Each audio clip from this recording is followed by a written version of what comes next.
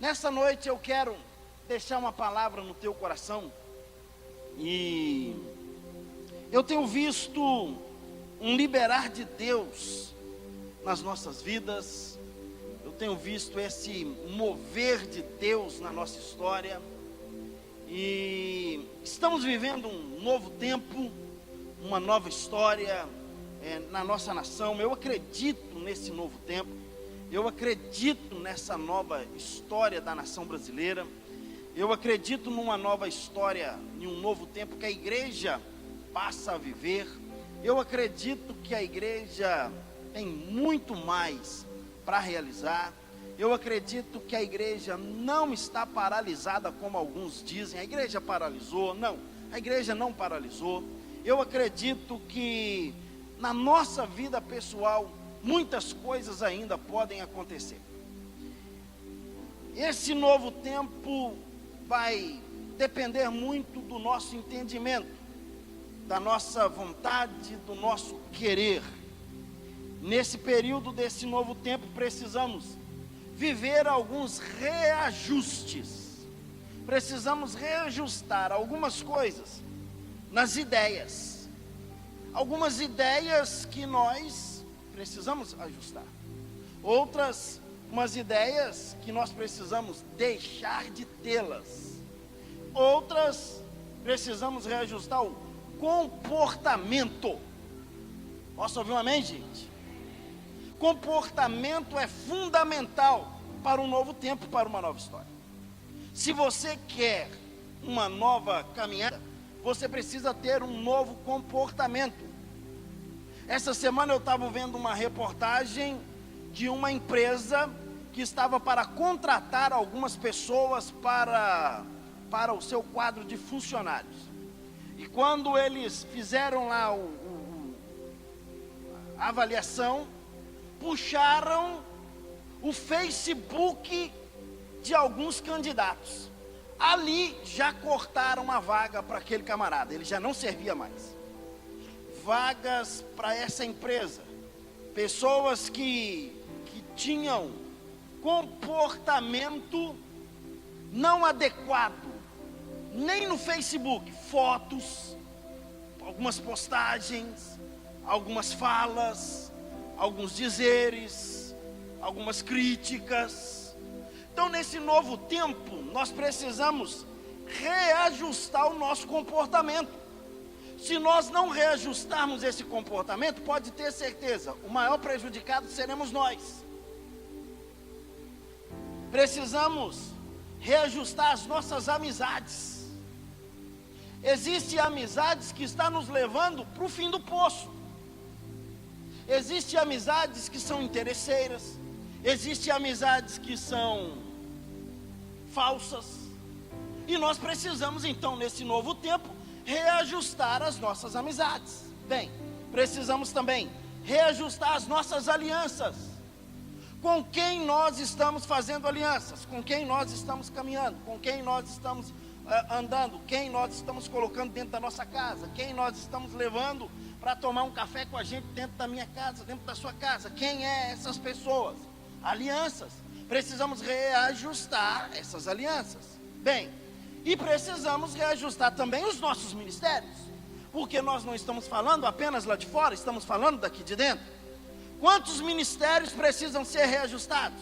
Você precisa reajustar o seu ministério do louvor, você precisa reajustar o seu ministério da intercessão, você precisa reajustar o seu ministério do pastorado, você precisa reajustar o ministério do diaconato, você precisa reajustar do ministério infantil e tantas coisas, precisamos reajustar. Algumas coisas desajustam com o passar do tempo. E uma das coisas que nós precisamos fazer é ajustar antes de decolar. Fala comigo, antes de decolar, eu preciso ajustar. Porque se você pegar um plano de voo, eu não sei como chama na linguagem correta, mas se ele tiver 1 milímetro fora da rota, com certeza, lá no final, quando ele for pousar, ele vai estar quilômetros fora da rota. Se você não ajustar no início, no final, a dor de cabeça é maior. Precisamos reajustar, ajustar no início, para que no final não saia errado. A partir disso, nós focamos em ajustar aquilo que desajustou. O que estamos vendo, que muitas coisas estão acontecendo. Por isso, essa noite eu quero falar de uma frase que você já ouviu muito. E o tema dessa palavra essa noite é: nem sempre foi assim. Olha para o teu vizinho e fala assim: nem sempre foi assim. Algumas coisas melhoramos, outras coisas nós pioramos. Quantas pessoas vêm a nós machucadas, feridas, enganadas, destruídas emocionalmente. Então nós éramos muito diferentes do que somos hoje. O nosso desejo de servir, de fazer, parece que era maior. Hoje existe um impedimento da realização de algumas coisas. Estamos rotulados por coisas que aparentam ser, mas não são. E acaba sendo porque se destaca com o tempo, o momento em que estamos vivendo. Tudo tem um ponto de partida, tudo tem um início, para os acontecimentos, para a vida, para tudo. O que éramos e nós deixamos de ser. O que aconteceu nessa caminhada que nós deixamos de ser o que nós éramos? Estamos carregando um rótulo de uma situação que nem sempre nós vivemos. Deus quer voltar essa essência e o propósito, porque é muito maior e muito mais forte o propósito e a essência dele para a nossa história, para a nossa vida. É algo muito mais forte do que tudo que nós já experimentamos. E eu quero falar com vocês sobre esse tema. Nem sempre foi assim. Mas lembra de uma frase que eu tenho dito aqui sempre? Qual é a frase que eu tenho dito aqui? Praticamente todos os cultos. O que importa não é como começa, e sim como termina. O término vai determinar o que nós estamos vivendo. O término do seu dia de hoje vai determinar se você dorme bem ou se você vai dormir mal. Como passou o seu momento, o seu dia, como foi o seu relacionamento conjugal dentro de casa hoje, como foi com os filhos, como foi, não importa, vai determinar se você vai descansar ou se a sua mente vai ainda trabalhar um pouquinho mais. Mas nem sempre foi assim. O que você está vivendo hoje, talvez as situações difíceis, você precisa olhar lá atrás, porque nem sempre foi o que você está vivendo hoje. As coisas eram diferentes. Olha comigo, 2 Timóteo capítulo 4, versículo 9.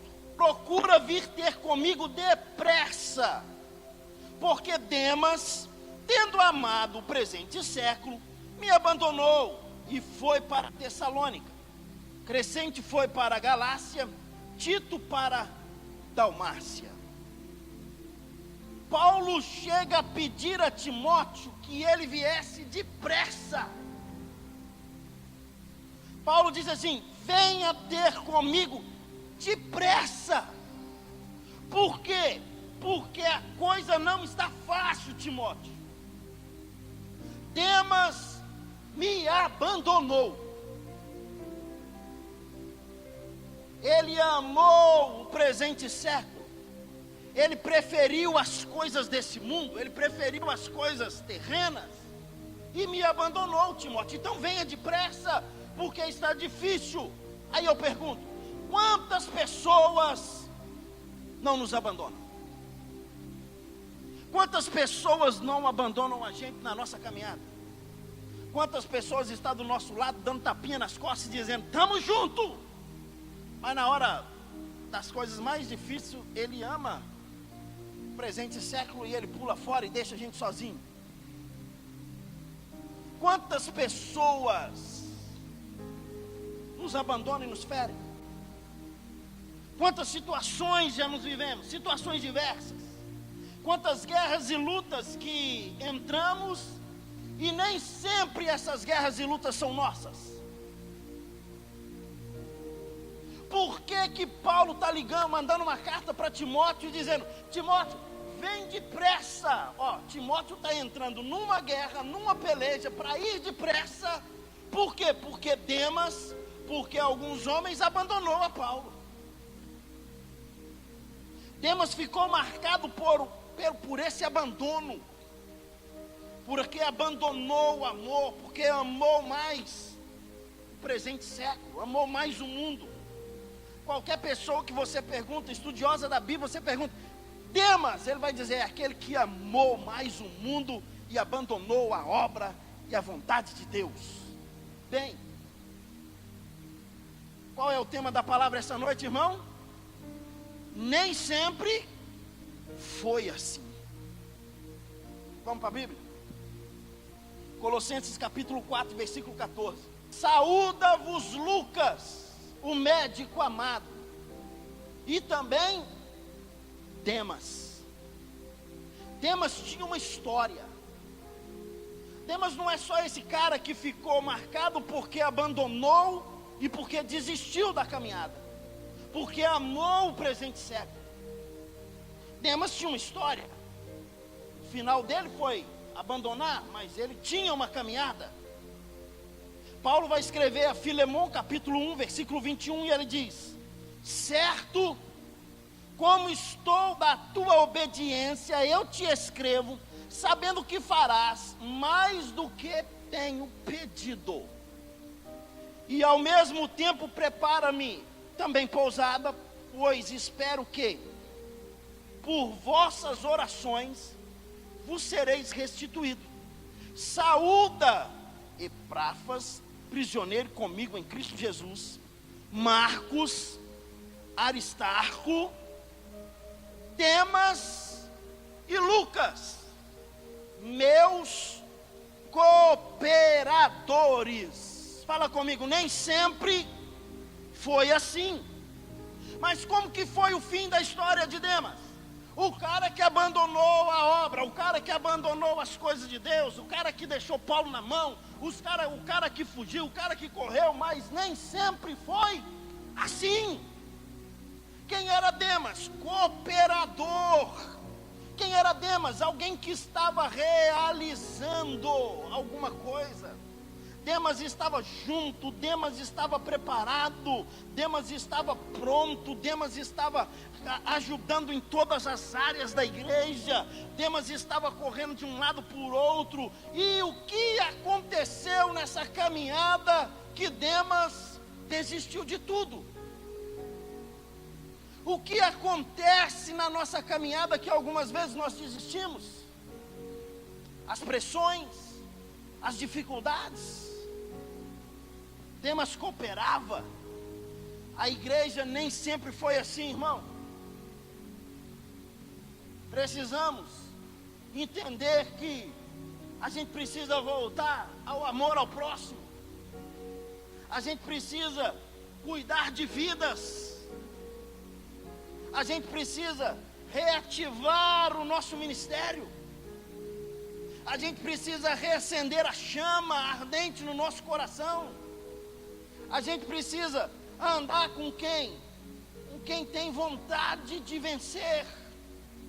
Andar com quem avança. E uma das realidades do século 21, a gente precisa deixar de ser menino. A gente está menino demais, irmão. Mimimi, qualquer coisa. Ai, pisa no meu dedinho. Paulo um dia chega E eles não deixam ele entrar na cidade. Quando ele não entra, ele sacode a poeira e diz: ei, estou indo embora. Vida que segue.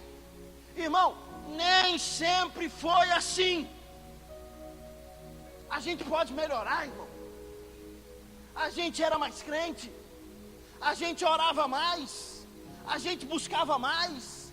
A gente depositava mais a confiança em Deus.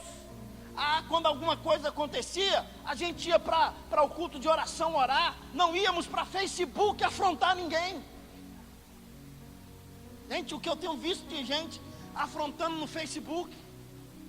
Pessoas que gostam de escrever texto no Facebook.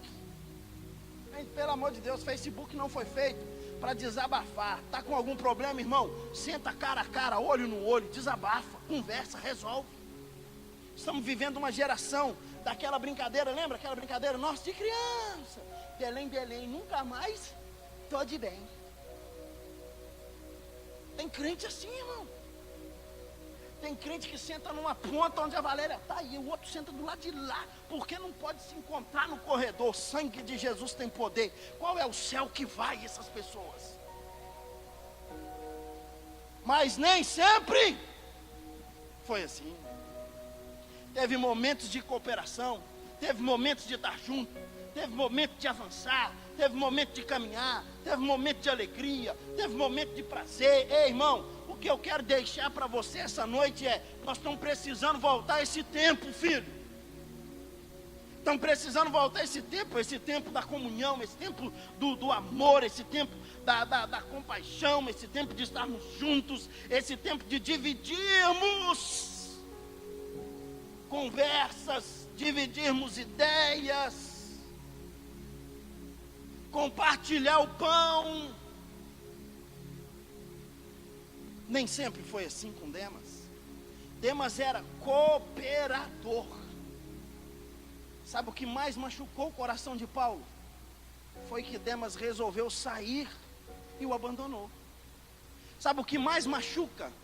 É quando as pessoas estão cooperando e de repente elas olham e falam assim: tchau. Mas por quê, irmão? Não dá. Sabe, como pastor eu tenho visto umas coisas incríveis. Irmão, eu tenho visto coisas sensacionais. Mas eu tenho visto cada criancice que você não tem ideia. Tem gente que abandona, irmão, simplesmente por causa de uma palavra. Simplesmente por causa que alguém passou e não falou um oi. Simplesmente porque o pastor não olhou para mim. Porque a pastora não me abraçou. Porque não sei o quê. Gente, quando a gente fala seu Tomé, a gente está falando que a pessoa é o quê, irmão? É o quê, gente? Hello? Quando você fala assim: seu Tomé, você está falando que ela é o quê? Que ela não tem fé, é incrédulo. Só acredito. Silvio Santos Purim. Veja, João capítulo 20, versículo 25. Disse-lhe então aos outros discípulos: vimos o Senhor. Mas ele respondeu: se eu não vir nas suas mãos o sinal dos cravos, e ali não puser o meu dedo, eu não puser a mão do seu lado, de modo algum acreditarei. Jesus aparece aos discípulos, entra no cenáculo, passeja convosco. Alguém olha e fala assim: o Senhor mesmo sou eu, as mãos, aqui é furado. Só que Tomé não estava lá naquela hora, irmão. Tomé ficou marcado. Quando a gente fala assim: seu Tomé, nós estamos falando: você não tem fé, você não acredita. Você não acredita nas coisas. Você não acredita que as coisas vão acontecer, ou que as coisas aconteceram. Ficou marcado, virou um jargão: seu Tomé. Mas fala comigo, nem sempre foi assim. Olha, versículo 26. Passado 8 dias, estavam outra vez ali reunidos, e os discípulos e Tomé. Estando as portas trancadas, veio Jesus, pôs-se no meio deles e disse: paz seja convosco. Logo disse a Tomé: põe aqui o dedo e vê as minhas mãos. Chega também a mão e põe do meu lado. Não seja incrédulo, mas seja crente. Respondeu-lhe Tomé: Senhor meu e Deus meu. Disse-lhe Jesus: porque me vistes, crestes? Bem-aventurados os que não viram e creram. A gente estava trocando ali agora um quadro de energia. E o menino, o Marcelo, o eletricista, mexendo. De repente ele encosta a mão e toma um choque. Aí o Rafael estava do meu lado, eu falei assim: você crê que Jesus existe, Rafael? Ele falou: creio. Eu falei: mas você não está vendo. Como que você crê que Jesus existe se você não está vendo? A gente ficou ali numa resenha alguns minutos. Aí depois eu disse para ele assim: mas você crê que tem energia nesse cabo? É claro que eu creio. Como que você crê? Você também não está vendo a energia. Coloca o dedo lá para ver se tem energia. Pergunta se ele quis pôr, irmão. Nem sempre é assim, gente. Nem sempre é para colocar o dedo para saber se tem energia. O Marcelo tomou uns 4, 5 choques. E aí nem sempre a gente precisa pôr a mão para ver. Mas Tomé, eu tenho que ver, precisava da marca. Mas teve um dia que Marta e Maria mandou uma notícia para Jesus. Avisa para Jesus que Lázaro, o seu amigo, está doente. Você conhece esse texto? Você sabe que Jesus ressuscitou Lázaro? Olha o versículo 5 de João capítulo 11. Fala comigo: nem sempre foi assim. Ora, amava Jesus a Marta e a sua irmã e a Lázaro. Quando, pois, soube que Lázaro estava doente, ainda demorou 2 dias no lugar onde estava. Depois disse aos seus discípulos: vamos outra vez a Galiléia. Disseram os discípulos: mestre, ainda agora os judeus procuravam apedrejar-te, e tu quer voltar para lá? Olha a palavra dos discípulos. Jesus disse: olha, Marta e Maria mandou uma notícia que Lázaro está ruim. A gente vai dar um cheguinho lá na Galiléia, e quando a gente na Judéia, e quando a gente chegar lá na Judéia, a gente vai bater um papo com elas. Aí os discípulos chegam: Senhor, o senhor ficou maluco? Deixa eu te falar uma coisa, eles estavam querendo te matar lá. Irmão, se alguém está querendo apedrejar você num lugar, você vai voltar nesse lugar? Os discípulos foram e disseram assim: não faz isso não, Jesus. Nós não podemos ir para lá, porque estão querendo te apedrejar. Olha o versículo 16, daquele cara que ficou marcado como alguém que não cria, como alguém que precisa ver para crer. Nem sempre foi desse jeito na vida de Tomé, irmão. Preste atenção. Versículo 16 diz: então Tomé, chamado Dídimo, disse aos codiscípulos: vamos também nós para morrermos com ele. Está pensando que Tomé era o cara que só queria ver? Não, Tomé disse assim: nós vamos também para morrer com ele. Jesus pode ficar tranquilo que nós estamos juntos. Nem sempre foi esse marasmo de Tomé de dizer: eu tenho que crer, eu tenho que ver para crer. Teve hora que ele disse assim: não, nós somos juntos. Não teve a incredulidade. Tomé estava disposto até a morrer. O que Deus quer é reativar esse ânimo na nossa vida. O que Deus quer é reativar isso na nossa história. Na frente será maior, irmão, do que foi lá atrás. Se prepare, filho. Essa semana será melhor do que a semana passada. Quinta-feira, amanhã será uma quinta-feira melhor do que quinta-feira passada. Pastor, mas está difícil, mas nem sempre foi assim. Pastor, mas está complicado, mas nem sempre foi assim. Eu tinha ânimo, eu tinha força, ela pode voltar. Nem sempre foi assim. eu não tenho alegria, mas nem sempre foi tristeza. Deixa eu terminar. Quem lembra de Pedro? Como que Pedro fica conhecido? Pedro fica conhecido por alguém que fez o quê? Negou Jesus 3 vezes. Mateus 26, 69. Ora, estava Pedro assentado fora no pátio, e aproximando-se uma criada, disse: também tu estavas com ele, ó Galileu. Ele, porém, o negou diante de todos, dizendo: não sei o que dizes. E saindo para o alpendre, foi ele visto por outra criada, a qual disse aos que estavam ali: estavas com Jesus o Nazareno. Ele negou outra vez, com juramento: não conheço tal homem. Logo depois, aproximando-se os que ali estavam, disseram a Pedro: verdadeiramente és também um deles, porque o teu modo de falar te denuncia. Então começou ele a praguejar: não conheço esse homem. E imediatamente o galo cantou. Então Pedro se lembrou da palavra de Jesus que dissera: antes que o galo cante, tu me negarás 3 vezes. E saindo dali, chorou amargamente. Pedro, irmão, fez tudo errado. Estava errado. Mas nem sempre foi assim. Quem era Pedro? Olha o capítulo 16 de Mateus, versículo 13. Indo Jesus para os lados de Cesareia e Filipe, perguntou a seus discípulos: quem diz o povo ser o Filho do Homem?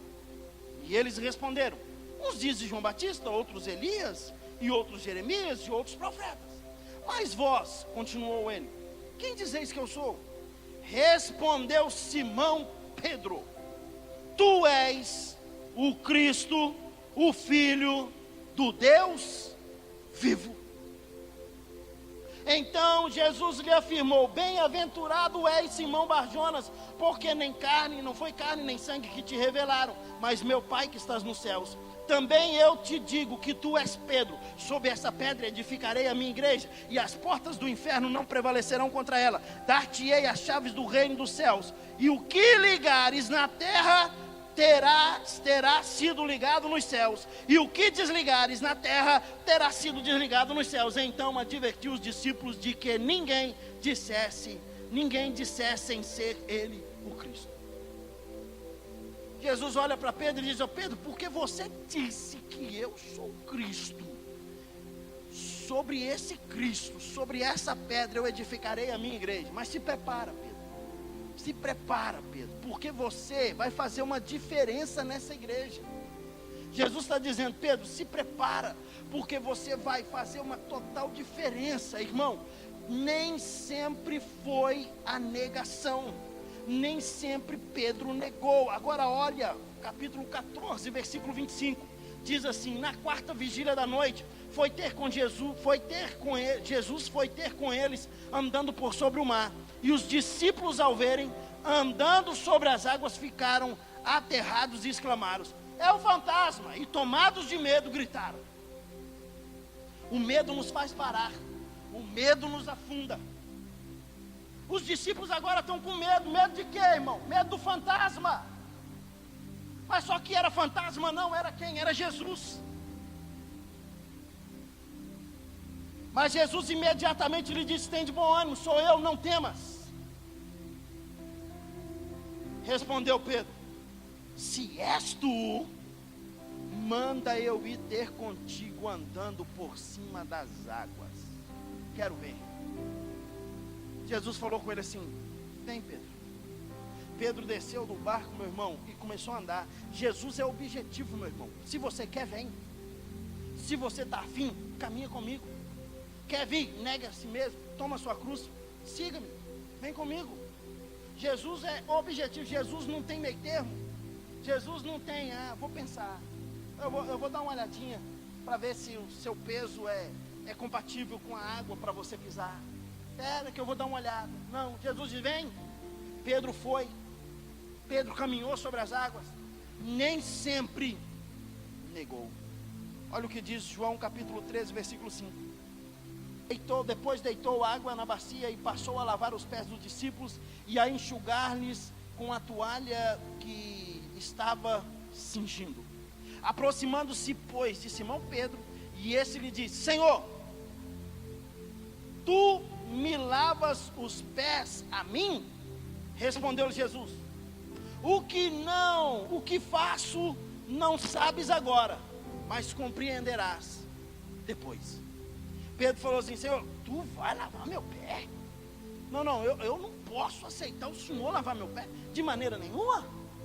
De jeito nenhum. Pedro quer saber coisas que ele não precisava saber. Jesus dá uma resposta nele e dizendo: você não compreende o que eu faço agora, então não fica perguntando, depois você vai compreender, Pedro. Irmão, tem coisas que a gente não precisa saber, é viver. Não, acho que você não entendeu, eu vou repetir. Tem coisas que você não precisa saber, você precisa viver. Só isso.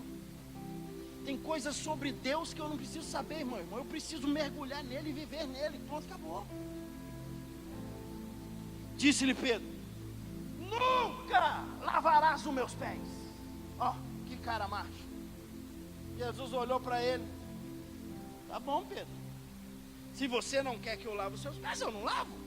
Mas preste atenção: se eu não te lavar o quê? O pé, não tem partes comigo.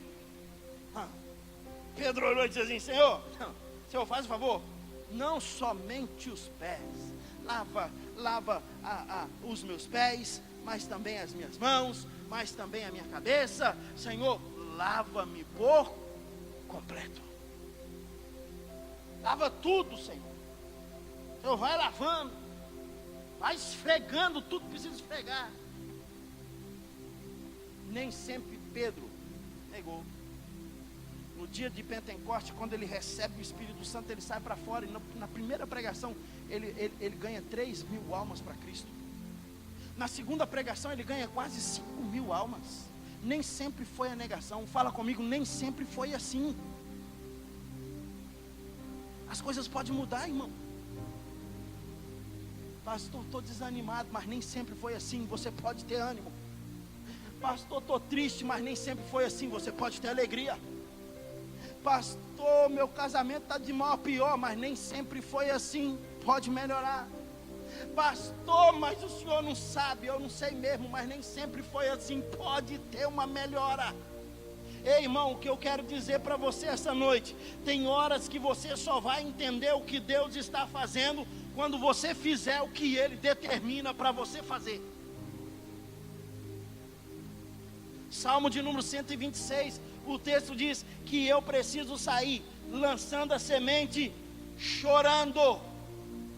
Tem hora que a gente está querendo chorar, irmão. De vez em quando eu brinco com a Mary, porque a gente tinha uma menininha pequenininha, e de vez em quando ela falava com a mãe dela assim: eu quero chorar. Tem hora que de vez em quando eu falo com a Mary: eu quero chorar. Eu estou querendo chorar hoje. Meu irmão, mas enquanto chora, planta semente, filho.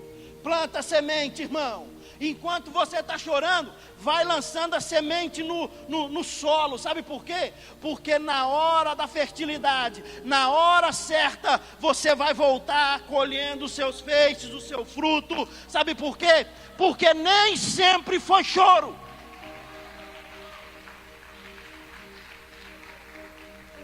A vida não é só choro, não, irmão. Vamos mudar essa história, gente. Vamos sacudir a poeira. É porque eu fui muito humilhada. Foi, ainda bem que você disse foi. Se eu fosse contar para você aqui de humilhação, gente, eu ficava a noite inteira. É porque eu nunca tive nada, pastor. Se eu fosse contar para você o que eu tenho vontade de ter e não tenho, eu ficava aqui o ano inteiro.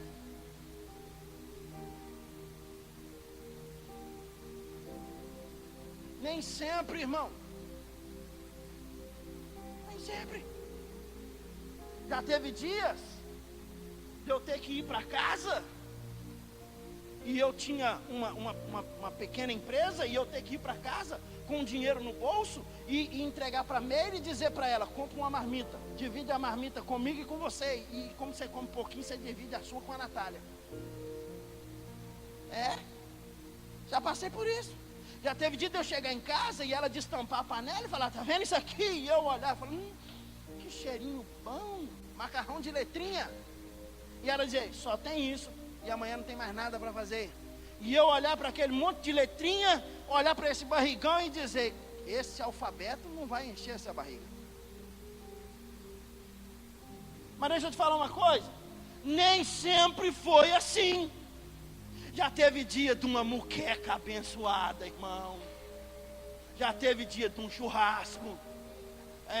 Já teve dia de uma açaí daquele de 1 litro. Oh, aleluia! Mas a vida é assim, irmão. Hoje tem, amanhã não. Mas porque hoje tem, amanhã não tem. Irmão, se eu não tenho hoje, amanhã terei. Atos capítulo de número 14, versículo 19. Você pode ficar em pé no seu lugar.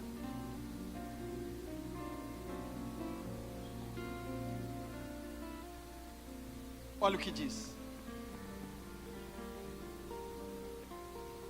sobrevieram, porém, judeus de Antioquia e de Icônio, instigando as multidões e apedrejando a Paulo, arrastaram-no para fora da cidade, dando-lhe por morto.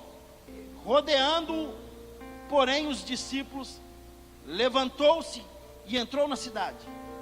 No dia seguinte partiu com Barnabé para Derbe, e tendo anunciado o evangelho naquela cidade, e feito muitos discípulos, voltaram para Listras, Icônio e Antioquia, e fortalecendo a alma dos discípulos, exortando-os a permanecer firmes na fé, e mostrando que através de muitas tribulações nos importa entrar no reino de Deus, e promovendo-lhes em cada igreja a eleição dos presbíteros, e depois de orar com jejuns, os encomendaram ao Senhor em quem haviam crido.